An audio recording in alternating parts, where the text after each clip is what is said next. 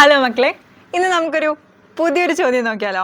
ഇവിടെ write down the structural formula of the following compounds. നമുക്ക് ABC 3 ആൾക്കാരുടെ എന്ത് ചെയ്യണം, സ്ട്രക്ചറൽ ഫോർമുല എഴുതാനുണ്ട്. അത് നമുക്ക് ആദ്യത്തെ ആളുടെ പേര് നോക്കാം. 3,3 ഡൈ ഈഥൈൽ ഹെക്സെയിൻ. നമ്മൾ അറബി വായിക്കുന്ന പോലെ കേട്ടോ. ബാക്കിൽ നിന്ന് ഇങ്ങോട്ടാണ് നമ്മൾ പരിപാടി ചെയ്തു തുടങ്ങുന്നത്. ആരാ? ഹെക്സെയിൻ. ഹെക്സെയിൻ എന്ന് പറയുമ്പോൾ നമ്മുടെ മനസ്സിലേക്ക് ഓടി വരണം, എത്ര കാർബൺ ആറ്റം ഉണ്ട്?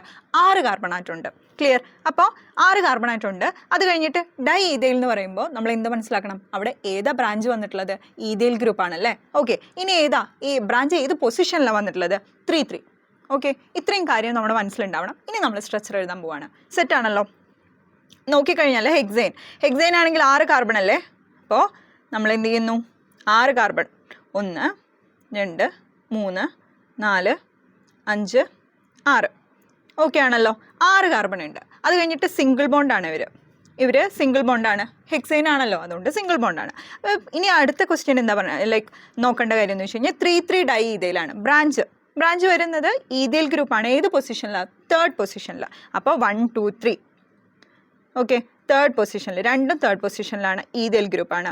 CH2 CH3. ഈഥൈൽ ഗ്രൂപ്പ് എന്ന് പറഞ്ഞാൽ CH2 CH3 ആണല്ലേ. CH2 CH3 ആണ്.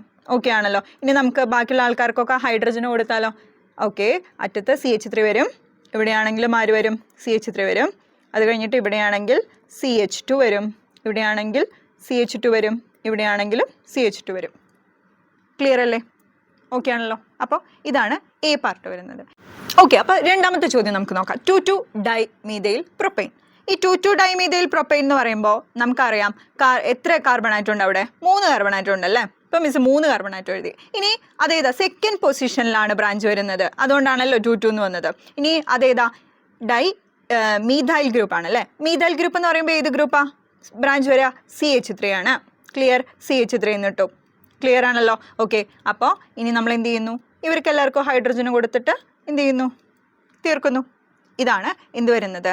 2,2 ഡൈ മീഥൈൽ പ്രൊപ്പൈൻ വരുന്നത്. സെറ്റ് അല്ലേ? ഇനി നമുക്ക് എന്ത് ചെയ്യാം? ഇതേ പറഞ്ഞ പോലെ മൂന്നാമത്തെ ആളുണ്ട്. മൂന്നാമത്തെ ആള് എത്ര ബ്രാഞ്ച് ഉണ്ട്? ഒന്ന് വേഗം മനസ്സിലേക്ക് ഓടി വന്നു. എത്ര ബ്രാഞ്ച് ഉണ്ട് ഇവിടെ? 3 ബ്രാഞ്ച് ഉണ്ട്. ഏതൊക്കെ പൊസിഷനിൽ? 2nd പൊസിഷനിൽ, 3rd പൊസിഷനിൽ 2 എണ്ണം. ഓക്കെ, ഏത് ബ്രാഞ്ചാണ് അവിടെ ഉള്ളത്? ഏത് ഗ്രൂപ്പാണ് അവിടെ ഉള്ളത്? മീഥൈൽ ഗ്രൂപ്പാണുള്ളത്. പെൻറ്റെയിൻ ഉണ്ട്. പെൻറ്റെയിൻ എന്ന് പറയുമ്പോൾ എൻ്റെ മക്കൾക്കറിയാം എത്ര കാർബൺ ഉണ്ട്? 5 എണ്ണം ഉണ്ടല്ലേ.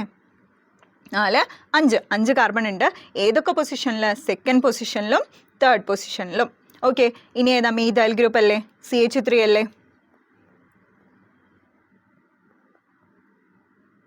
ഓക്കെ, ഇനി ഞാൻ ബാക്കി ഫില്ല് ചെയ്യുന്നുണ്ട് കേട്ടോ. CH3, അതുപോലെ ഇവിടെ ഒരു CH വരും. അത് കഴിഞ്ഞിട്ട് ഇവിടെ ആര് വരുന്നു? CH2 വരുന്നു. ഇവിടെ ആര് വരുന്നു? CH3 വരുന്നു. ക്ലിയർ ആണല്ലോ. അപ്പോൾ ഇതാണ് നമ്മുടെ 2,3,3 ട്രൈ മീഥൈൽ പെൻറ്റെയിൻ എന്ന് പറയുന്നത്. ക്ലിയർ ആണല്ലോ. സെറ്റ് അല്ലേ?